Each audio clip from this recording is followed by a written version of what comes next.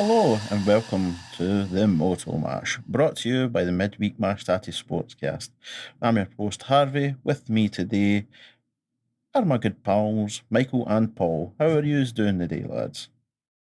Fan-dabby-doozy. Fan-dabby-doozy. Same here, my friend. I have my Tough Mudder t-shirt and I am wearing it with pride. I was going to say same, but a wee bit sore. Aye, Just a sore wee bit. certainly, aye. Bit sore. No, Actually, says the bruises missus. in my collarbones for people's feet standing on me, believe it or not. Both collarbones are bruised to buggery with feet. Lovely. I heard our Lisa's been struggling a wee bit. I mean, she will not appreciate me saying Throwing her this, under the bus. but there is a video out there of her with delayed onset muscle soreness, and my God, is it no hilarious? It is like she's been shot in both legs with an arrow. It's like Ace Ventura. See when the wee man chucks the spears at him? The white devil guy, like, watcha, and he's like limp. That's the way Lisa's walking currently. Hilarious. Hope she's okay, but my God. Coinciosa? Equitiosa. Let me guess. White devil. Aye, that's exactly how Lisa is currently walking. She had a bit of a day. She's no one for the mucky or the cold, and she was very mucky and very cold by the finish. I mean, the best thing is that she took part. She completed the course. All you. So congratulations. Cheers, man. It was great. We raised like £2,000 for Sainz Scotland, man. Awesome, which fun. again is amazing. Aye. So aye, Great, well done to great you fun. all. Everybody well done loved to you it. all. Aye. Cheers, man. Yeah. So we'll just move on to what we're here for, lads, and that be the old Yes. F1. F1. That's F1 or stock car racing, Harvey. so, well, Going for that Standard the office for them. What? you could pretty much call Silverstone kind of the home of Formula One. It's been used since 1950, let's say. It's been on the calendar. Ridiculous like that, aye, for years and years, like aye. Yep, I think for Spiritual home, as it were. Aye, 1950. Aye, every year for 1950 they've been there, I believe. Oh man. It was a wet qualifying. Sainz came out on top there. Qualifying was like intense. It was really fun to watch, man. It was Because the track kept evolving. Like, so the showers were coming and going, and then anytime the rain was dying down and they're going around certain times, they're like wicking the water off the track. So then the track's getting quicker, so the times are, so they're having to just do lap after lap after lap after lap. That was really good. It's some areas of the track were getting drier than others, and it was really good, man. And Sainz Jr. came out on top qualifying. It's good for him. Good weekend, good for obviously. Ferrari. I mean, all round. a couple of tenths quicker than Max Verstappen, so it was.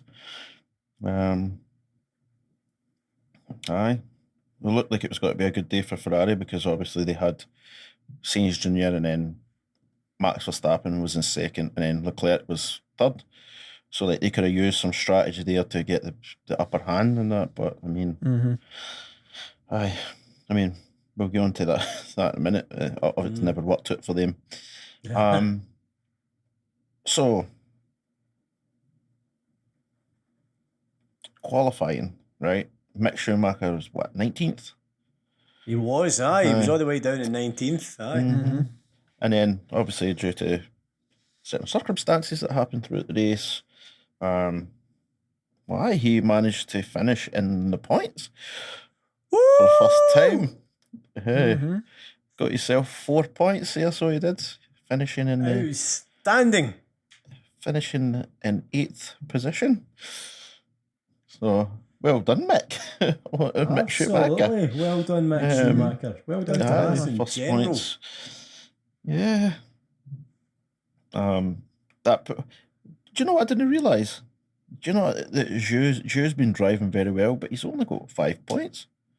I think we spoke about that previously, how unlucky he's been with certain performances, just with things maybe just not going his way. And we've seen that with Haas as well. Reliability issues. Reliability issues. I thought he had a few more than 5, but when I looked, I was like, oh. Aye, opening weekend and obviously in Montreal, wasn't it? So just got to stick with Mick Schumacher now. Obviously, Paul, you've watched the full race. Michael, but Michael, you've seen wee tidbits in the that one. Highlights. I followed the sort of live updates as it was happening, and I've seen some highlights and stuff. Mick Schumacher, for me, had a phenomenal race. Do you think he was close to being driver of the day? I mean, obviously Perez took the driver of the day vote at 20% of the vote, so that would suggest a lot of people were deciding different kind of. Different drivers. That's quite a low majority. I mean, that is a very low majority. That's a very open field, that would suggest. I think obviously you have Mick Schumacher was in the running for it. And you have Sergio Perez and Carlos Sainz. Like the three were phenomenal races. Like Hamilton had a great day. By the way, I was just going to say, he was good today as well. George Russell, I thought he was going to have a good day, and unfortunately, he had a great like fucking 400 meters. Unfortunately, it was like a drag race.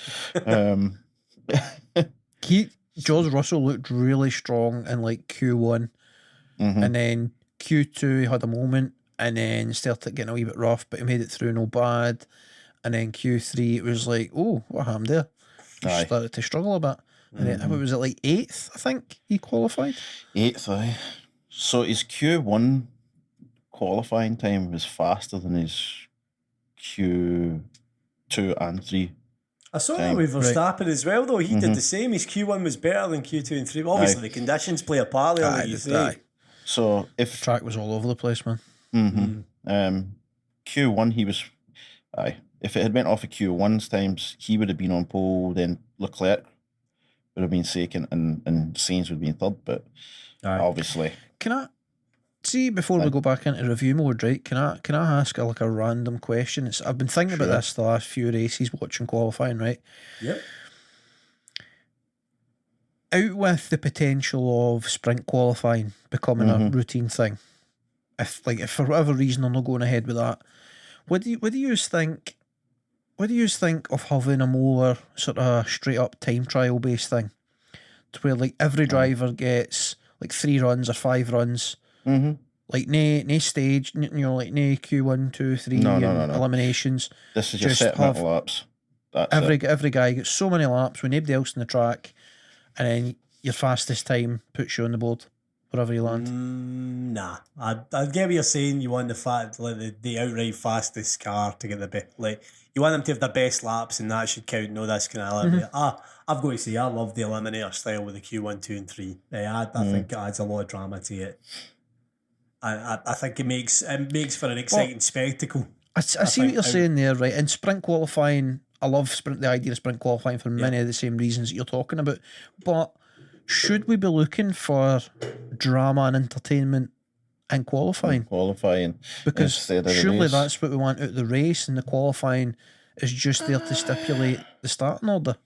I mean, there's nothing wrong with having a bit of drama during the qualifying as well. It just adds to the experience, especially if away from, of course, though. Especially if you're there at the stadium or the racetrack. I don't know why they call it stadium, but the racetrack. Especially if you're there at the racetrack for the full weekend, like that qualify, like if the drama's there, it does add to the experience. But for me, I would rather have it a set number of laps. Whatever's the fastest time, that's it.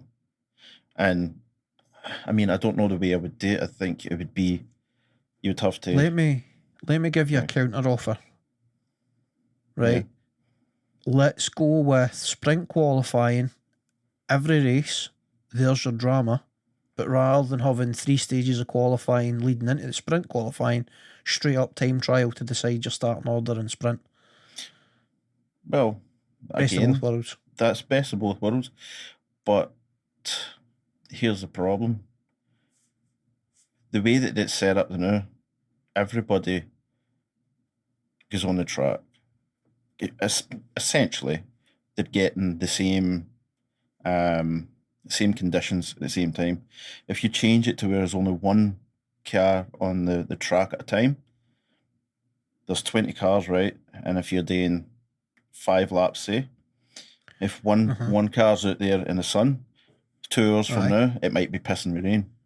So it's not really fair. So true. Do you know what I mean? Right, So, but the counter of that is when it's a free-for-all as it is the now, and then some arsehole goes off the track and causes a yellow flag or a red flag, suddenly somebody doesn't get a chance to set a fucking time. There's that as well. See, that part though, I don't agree with that. I think if there's a yellow flag or a red flag, right, depending on where that incident has happened, should determine what happens. Do you have to stop your lap? Okay, if you do, so that's fine, you'll get another run. Sorry, there's a better way to explain this. I think they should stop the clock. Sense. Right, aye. I think they should stop the clock. So, say we're in Q1, there's 7 minutes left. Boom, red flag. Okay, the clock stops, 7 minutes. We clear the debris, get the track reset, and then the 7 minutes start again. Right, they tell everybody, okay, you've got 5 minutes. In 5 minutes, the clock starts again, and you have your 7 minutes to reset. This, when somebody is like, come down the home straight, and there's a red flag, and then the time gets deleted, and it's halfway around the track. Completely disagree with that. That is absolute nonsense. Why is that time getting deleted when the incident is nowhere near them? Yeah, it's not interfering with their time or anything. It's just ridiculous to me. Yeah, right. So that would be a way to stop that. The clock stops once everything's done. It resets. No resets, but it goes for that time. So everybody gets a chance. Aye, that would be fair. I agree with that. Aye, seems so simple, but that is a very simple fix. So certainly, aye. Imagine that. I mean, there's so many like pros and cons of different ways to do it. Like it's, you have to find one that's. I mean, sprint qualifying to me, love it. It's it's the way ahead for me. Yep. But as I say, we could meet in the middle and do the time trials to what's the word I'm looking for? Compromise? No. Time trial and then to stipulate that where leads into the sprint. Stipulate where you're starting. Aye. I definitely don't think you need both. I don't think you need 3 stages of qualifying, like pre-qualifying, to then have a sprint qualifying race. I think that's overkill. Not to mention the fact that depending on how they work it time-wise and everything else, you could have your free practices on the Friday, then an early morning free practice on the Saturday, like hours break, do your 2 hours to do your time trials, hours break, then your sprint qualifying race. So then you don't need to have the qualifying for the sprint race be like on the Friday night, and then the sprint qualifying on the Saturday, and like jumping about and changing everything. Like you Saturday can still be qualifying day. Aye. Cool. Anyway, Paul. Aye. As you were. The all race. So, Mick Schumacher, I thought had an amazing race. So hopefully onwards and upwards from here. Like you could just see the quality today. Like the car actually looked like it was decent. I mean, to the end, obviously Max Verstappen's car had damage to it, but he was going for it against him. Nearly had him too. I liked the bravery of him to actually have a crack all the way up to the very last corner. The very last corner, they both come careening round there, fighting for that 7th spot. Like it was good. It shows you the driver of Verstappen. Like even with a knackered car, he's still getting everything he possibly can out of it. Like, I mean, at the end of the day, the decision for him to keep going could be the difference between him being world champion or not. You know Aye. what I mean? I felt like that was his team that kept him out there, though. I don't think he would have been out there if it was up to him. They said that because I heard them talking to him, like, because he was saying, "Oh, there's something wrong," whatever. And obviously, it was damage for debris. He had to puncture. He had to go in, and all the damage and stuff. But they said, "Listen, you're going to lose a wee bit of time, but we can still, still drive. I mean, still get some of this." Aye, went for it. Got to 6 points due to Ferrari's questionable calls. Leclerc only ended up with 12 points, so he's only gained 6 points in him. I know, so what an opportunity missed that. It was a opportunity that, Ferrari, I don't know, man, what they were thinking on that. I mean, it was the safety car, and they don't bring him in. They leave him on hards. Aye, so they just leave him out there. I mean, Sainz comes in. Exactly. See, pretty much everybody else did, but they had enough time to react and go for it. But yeah, I think, and then obviously Sainz Jr. was going for the win. Obviously after the restart, I think Sainz got told to stay behind Leclerc, and he didn't listen. And I think Leclerc has a big problem with that. There did seem to be genuine issues with that. Like they were trying to let them race, and then there was instructions, and then. Aye, so I think it came down that they wanted Leclerc to stay in the lead, and obviously he was in the hards and that. So I think they were saying to Sainz, like, you're there to protect him for the rest of this. But the next 5 laps of the race, and he's like, "Nah, mate, I'm going for a win." Shove that up your ass. I am faster. Like, the way he went. Aye. And he just, fair enough to him. And, by driver, the way he goes. So Leclerc, I don't think is very happy with that. I think he's like, the team, like, and you were told, and I don't think he said anything to Sainz himself. I think he's been saying it to the team principal and engineers, and like, aye. You saw that after the race. There was a camera caught the exchange between Matteo Binotto and Charles Leclerc. Obviously, you couldn't see what they were saying, but there was a lot of expression in the face between both. The discussion was I wouldn't say it was an argument, but it was certainly a frank exchange of opinions, I think would be the best way to describe it. So I definitely, for a positive weekend, the points wise, didn't seem like a happy weekend to me. Definitely no. They could have finished 1-2. I mean, really, they should have been 1-2. They should have. They should have, after everything that happened. Like, but Sainz didn't listen. Sainz like, fuck it, and that's why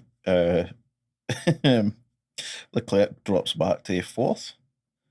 In the end, in the end, place. So, I mean, I'm not mad about it though, because the last 5 laps, Harvey, the last 5. Everybody behind Sainz was incredible. Like, the Hamilton actually was able to capitalise on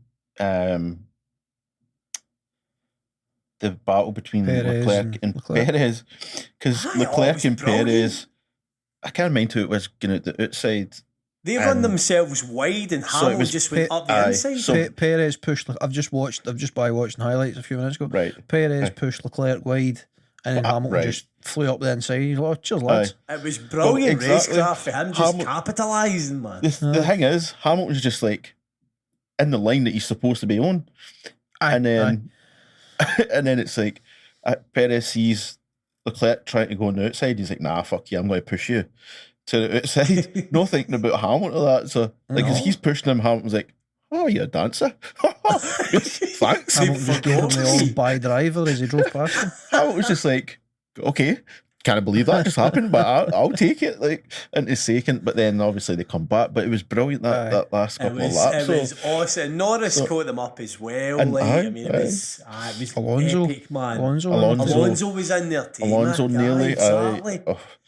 And I mean the Haas cars as well, and Verstappen weren't really that far behind, so it was they weren't. It was an exciting finish to the race, man. It really was awesome to watch as a fan. It was, aye. Like what a great race, man.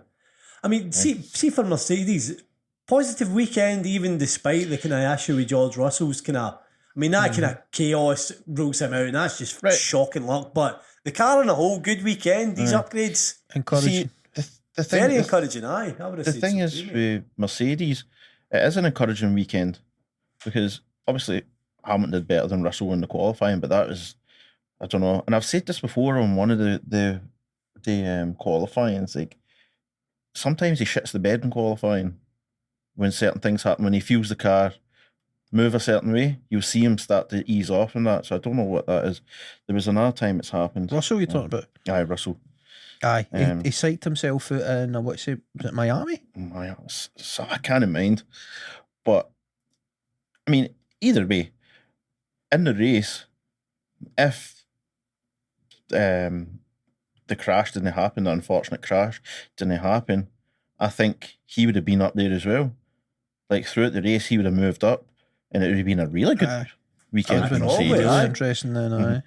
It's like if that crash didn't happen, there was no debris in that, you would have had Ferrari, Mercedes, and Red Bull, and McLaren. Aye. Well, and then Alonso. Like it would have been epic. I mean, it was epic. The end was epic, but it could have been better. I mean, it was cool just to see for the first time in a long time our Mercedes car hunting down the leaders with a much superior pace. Like there was a stage where it was 1-2 Ferraris and they were about half a second slower than Hamilton or something ridiculous. Like it was. I mean, and the crowd responded to that. The noise of the place when Hamilton started to hunt the two then down, man. Aye, obviously being in the UK, like a big Hamilton backing. Aye, big Hamilton country, obviously. And then they were booing Max Verstappen. Oh, aye, didn't get a good reception at all. A record turnout at Silverstone apparently, 140,000. Aye, it was a record. Record. That's awesome. Biggest crowd ever. Aye, they were booing Verstappen, which Hamilton didn't like. That he's come out and said like that's not who we are. We're like fair play. We're not supposed to be like booing and that. Aye.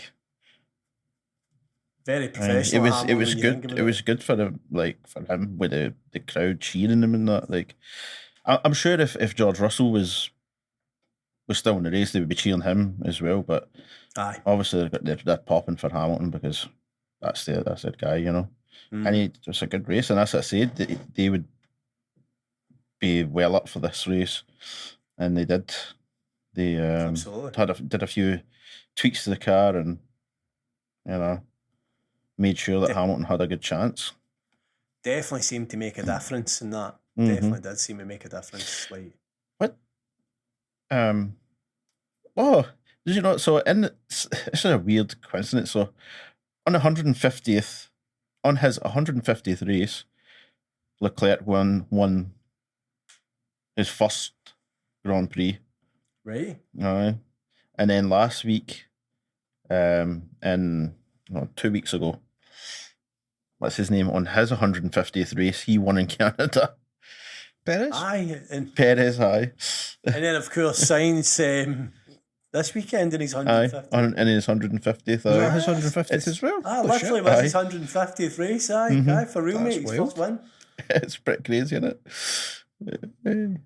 It's good for Sainz to win. I like Sainz, I've got to say. It's good for Sainz, but I mean, if he's done what we think's happened, it might not go over well for him with that team. It's massively problematic for Ferrari.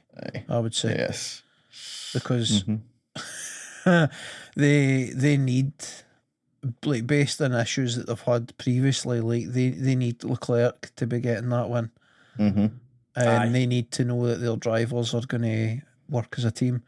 Do you know, at the start of the season, they'll know the two drivers that we were talking about potentially getting at one another and causing issues. No, No. It's Nobody amazing how nobody quickly saw it's this coming, changed. man. Yeah, No. it's amazing how quickly it's changed. No.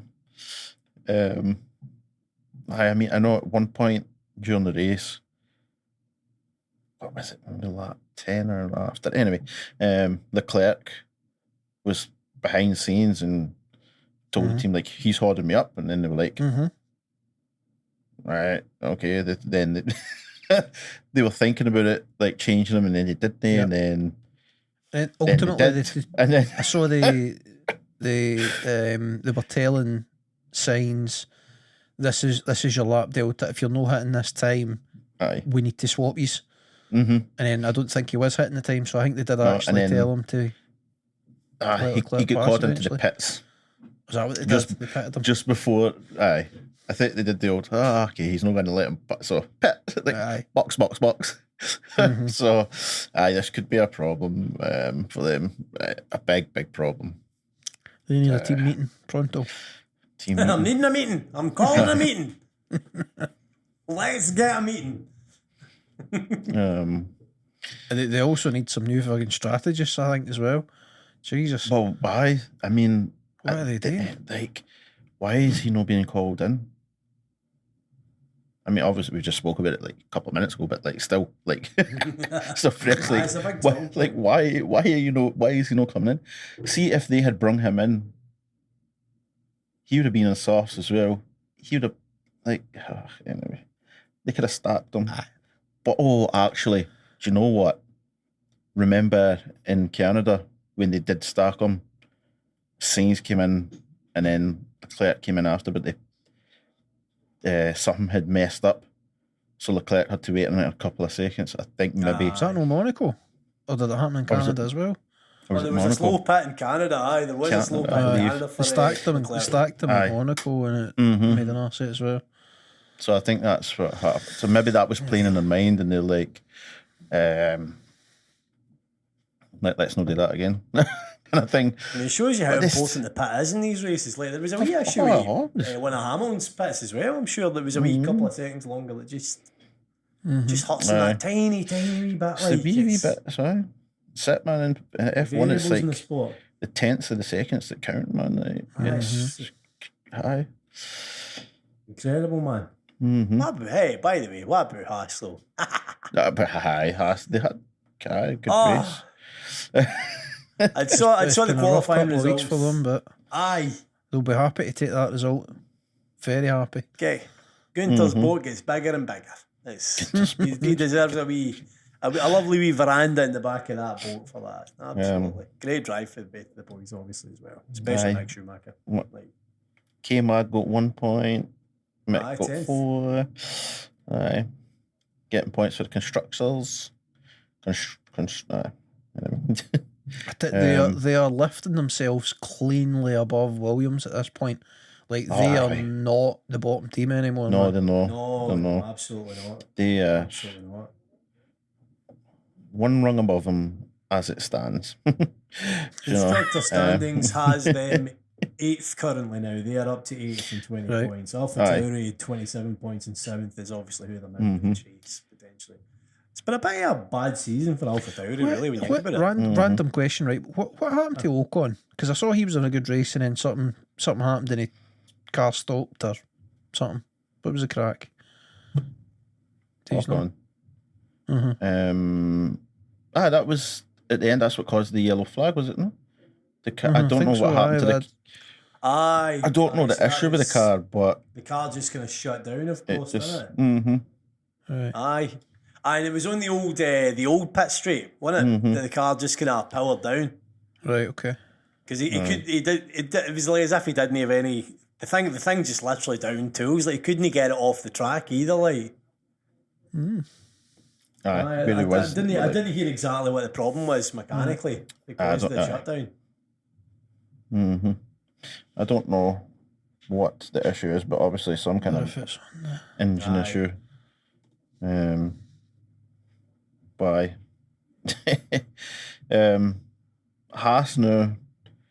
If you imagine going for dead last and then, like, if they just keep improving and then finish 7th, 6th, I mean, we still have a long way to go, but like, you know, That'd be amazing for them. More money for next year. Can build. But you know what I mean? Mick Schumacher might actually have like a proper decent car that we can see his qualities shining through. And then maybe get that Ferrari seat the year after. Or, well, you never know with what we think might happen for the rest of the season with some infighting if it doesn't get sorted out between Leclerc and Sainz. It's very important for Haas to keep Mick Schumacher next season, at least, certainly. With an improved car. He's not going to be there forever, really. It's not going to be. It's definitely not going to be his forever team. He's a young driver improving, and he's going to go to a much bigger place. But he can massively help that team grow on his way out. Exactly. And they have an unusually large fan base due to the Gunter effect on Drive to Survive. If it wasn't for that, we'd be talking about a shitey wee team that who cares. But that programme has definitely helped the profile of a team like Haas, who are definitely rungs below other teams as far as financial backing goes. But because of that entertainment value that they provide, I think you can definitely see I imagine there's a wee bit of that in the improvement, probably, with the kind of increased financial backing. Be interesting without the kind of, obviously, the Dimitri Mazepin money next year, like where they get their funding from, and hopefully that's not an issue. They'll have been working to get funding, so I'm sure that they'll have somebody will see the potential in that team. Big Gunter will be on the punt as well, man. He'll be whining and dining, man. Aye. Whining and dining every day in the world. Just squeeze your money. That's all you do. Use your money. Use your money. Star, not a wanker. I'll do the rest. You give me money, I'll make you more money. Simple, okay? So let's just go back to the start of the race. I know we're doing things backwards. We're all over the place now, but it's chaos. The crash. It was a bit of a sore one. It looked horrific, really. As you flipped upside down.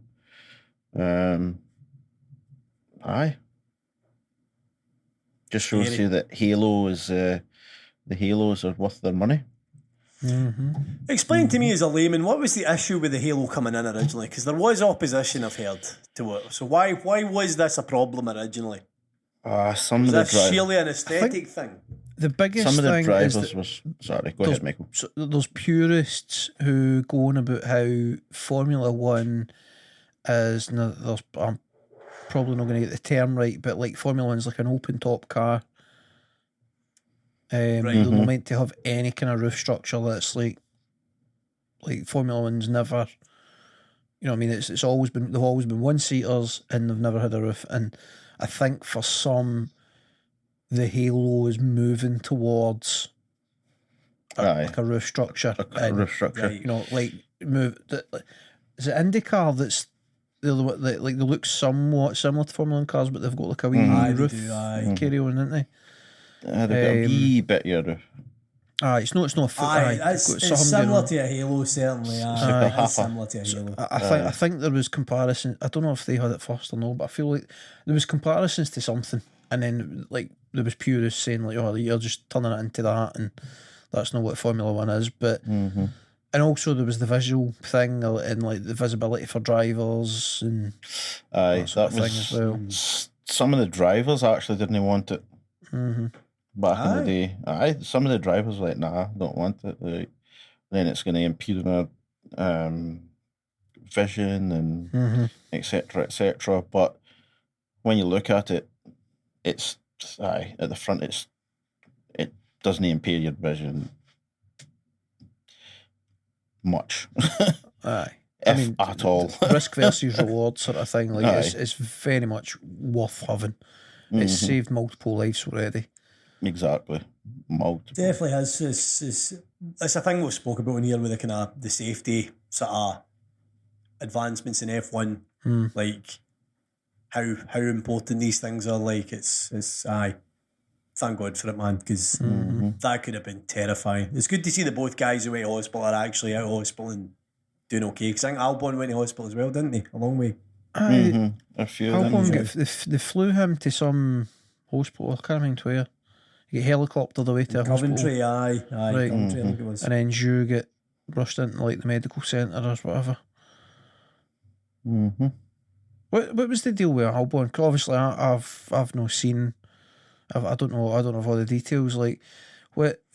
Albon was part of that initial crash as well. So he was part of that kind of madness, at the start. Right. He was, I think he took a kind of big shunt off of somebody. Was it him that went into the wall? Because I saw in the replays there was somebody went to the right, I believe. They went into the wall. There was somebody who went in the right. Vettel hit into somebody. Can't mind where Albon, but the front. He got damaged at the front and managed to limp back to the pits because obviously it was red flag. Right. So he managed to get back and sort it out, didn't he? Let me see if I can see. That doesn't sound right. If they take him to hospital. No, oh shit, sorry. Who am I? I'm thinking of Ocon. You talking about Vettel or something? Or Ocon? Oh, you're talking about Albon. Jesus Christ, sorry. God. Don't know how I jumped from Albon to all. Albon, he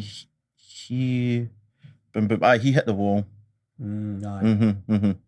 So he's took a pretty big hit as well. Okay. But everything we've seen is that everybody's all right. There's no last. So preliminary checks have seen that. I've shown that everybody is okay after the incident, which is good. Whether they race next week or not, the level of safety that the cars have got now. Yeah, because visually that crash looked horrendous. It was horrendous. It looked terrible. Even with the halo, you're looking at it like, Christ, it says heat against it. Like what? Like, you know. At one point, I thought I seen a helmet fly off, and I was like, "Oh my God, please don't be the helmet fly off." Aye. There was a bit of it was like bright yellow. It was a similar colour to his helmet. Skating across the track. Any one part of that crash would have been like a worrying sign, like the car getting flipped, the car sliding on the track upside down, the car flipping over the barrier. Any one part of that is like terrifying. You're thinking, like, shit, is that driver all right? But for like all three of the things to happen in sequence, man, it's visually brutal. No, for me, the only thing visually as bad as that in recent times is Grosjean's big fireball crash, and the only reason his appeals so bad is because of the fireball. I'm amazed some of that didn't happen with all the sparks flying as it's skidded across. Like, I mean, oh God, the way he's trapped in there, like you dread to think if if that went up, like he would have nowhere to go, man. Yeah, he's trapped, and then the recovery team takes so long to figure out how to get him out. It's crazy. I've just rewatched the Albon. He goes to the I'm looking at it now. He takes a big hit as well. Like takes a big shunt. He definitely does, man. And hits a couple of cars crack him as well, man, on the way after the wall. Like it's about 3 hits he takes effectively. Right. Dang, man. Aye. So just before we wrap up here, did you see the protesters? Yes, I kind of saw this after the fact. Is this more of these bloody roasters that are sellotating themselves to goalposts and all that? I'm sorry, they are roasters, by the way. You can out on a track where something can move as fast as a fucking rocket. You're a roaster. I'm sorry. So it was moronic. It's the Wellington Street. It was a group of people. I don't know how many it was. It looked like a good few. Went out and sat in the track or laid in the track. Like, I mean, I'm not going to say tell the cars just to drive, but obviously they're opposing global oil usage, right? Oh, right, aye. So, I mean, I get the cause. I you know, fair play to them for fighting for a cause and standing up for a cause. Yeah. A noble cause at that, actually, because oil is actually around the world. There's obviously more things wrong, but I would. I wouldn't say you out and sitting in the middle of a racetrack when these cars are flying. Like, you imagine, right, that crash didn't happen, and everybody was flying round, scudding, and then the first person to go down that straight sees it braking, and then folk are there trying to react and don't really, because they don't see what's going on ahead of them. Yep. So they're just trying to navigate what's going on in front of them, like directly in front of them, and then go around one person, don't see, somebody's dead, or they hit up into each other. Like, so many different possibilities. Doesn't bear thinking about what could have. It could have been a fatal crash. Aye. Because they, numpties. Fatal crash, they could have killed themselves. I mean, some of the drivers, like, were saying, so at first, a couple of them, like Sainz, sorry, was Sainz Junior was saying, like, he supports the protesters in their cause, but not the way they chose to voice it. It's like, fair enough. Perez pretty much said the same thing. He's like, it's great to see people fight for the cause, but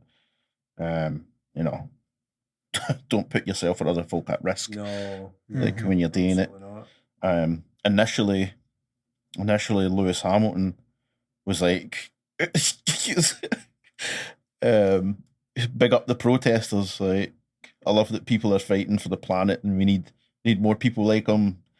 And then, like, Mercedes then came out and were like, Lewis was endorsing the right to protest, but not in the method that they chose, which compromises safety and that of others. So then Lewis had to go on his Instagram and, like, kind of rectify what he was saying in a way, like, do you know what I mean? Because the way he says, like, big up to them, it, like, if you take it at face value of what he say, he's like, protest, like, they what you cut, like, they aren't, like, aye. So he had to rectify it, like, guy, please don't jump in front of the race cars, like, please. But still, like, good on you for your cause, but don't put yourself in harm's way. Which I totally agree. Like, there's certain ways to do things. Getting yourself killed is not getting yourself or putting other folk in harm's way is not a way to do it. But absolutely not. So let's take a look at next week, Sunday the 10th. We have the Austrian Grand Prix at the Red Bull Ring. So from one set of crazy fans to another. Aye. Aye. Yeah. Red Bull territory. Red Bull territory, so they'll be jeering on the Red Bulls. Again, the Red Bulls have a slight advantage here. They know the track. The track's kind of suited to them. It's suited to Mercedes as well. Ferrari, depending on whatever setup they go with, it could be a good track for them or a bad track for them. And then who knows with their tactics, what they're going to do. Do you know what I've noticed actually over the past couple of weeks? Haas's tactics are starting to get a wee bit better. Yeah, they're actually trying to been a part of the race again. Aye. Recently. It's like, a full calendar year without them doing anything, like, so, aye. After the first couple of races, I was like, oh shit, we actually need to think about this. We're actually in the running for points.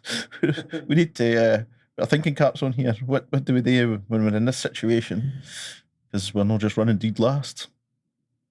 After with qualifying discussions earlier, next week is the return of sprint qualifying. Yep. Hey. Just going to say. Just noticed that. Yep. Friday Sprint qualifying. I Saturday remember we were sprint. talking about it a couple of weeks ago. Aye. The last Moto Mash we were talking we about spoke about it. Yeah. Yep. So a lot of Yeah, so it'll be another interesting weekend for that. So again, the way that these cars are running, like that sprint qualifying, we could see a lot of changes. And from where they qualify for the sprint qualifying, it always sounds so weird when they say that. Qualifying for the sprint qualifying.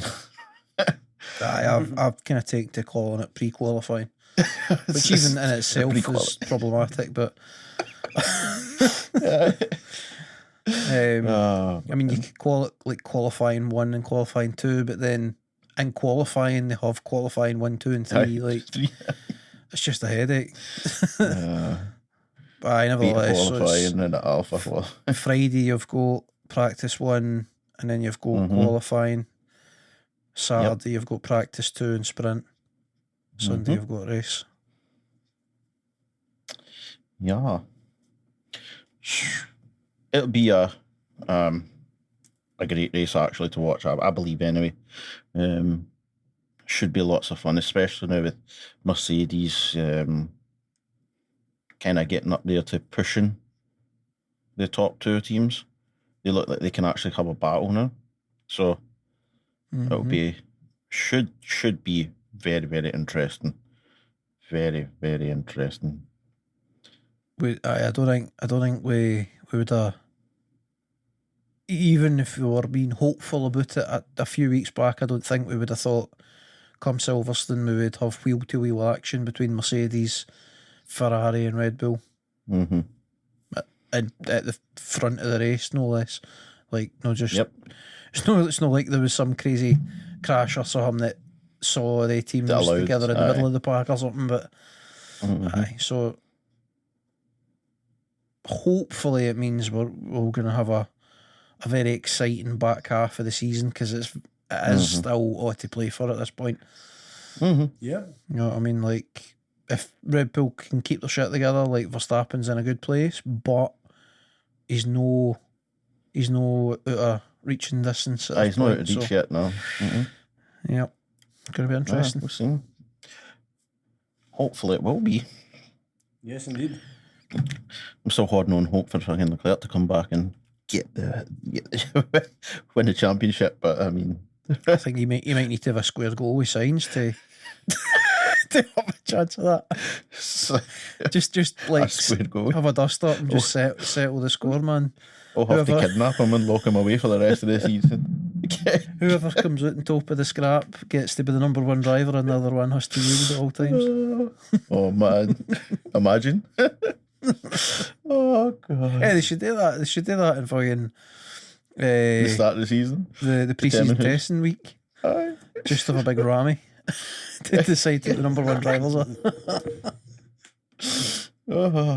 Just have a rammy, aye. Mario Kart battle course where it's just like the wee square. They just cut about at chucking objects at one another. Whoever's got the balloons burst at the end loses. 3 balloons at the back of a Ferrari. Easy peasy. They come out and they're all driving their Formula 1 cars, but they're done up like fucking robot wars. Flippers and pencils and pickaxes. Can't wait to hear them call that in Formula 1. He's got a Trimac fitted. He's flipped over. Like, he's self-righted. You could have the flags on the back of or anywhere on the motors. Just have the motors in a circle and kind of like a capture the flag. You just ramming each other. And whichever flag you get is the motor you're in. That's your new team.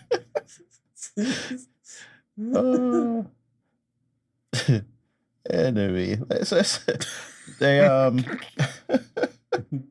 looking forward to the Austrian Grand Prix. That's the main take of the day. Halos save lives. Red Bull Ring should be an epic race. Halos are the bee's knees. Mercedes are back in the fight. Well, in theory, they're back in it. And Ferrari's like, I don't know what Ferrari's doing. Ferrari could be in for a tough couple of weeks. Jesus. The rest of the season. depends on what happens.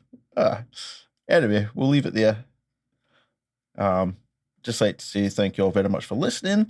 If you haven't checked out AEW Mash and the MMA Mash, please check them out. Had 2 lovely episodes this week. So we did. You can find us on all social media platforms. Please keep sharing us, giving us likes. We love the feedback. Any feedback we greatly appreciate. Bye-bye. Bye-bye. Bye. Bye bye. Ciao.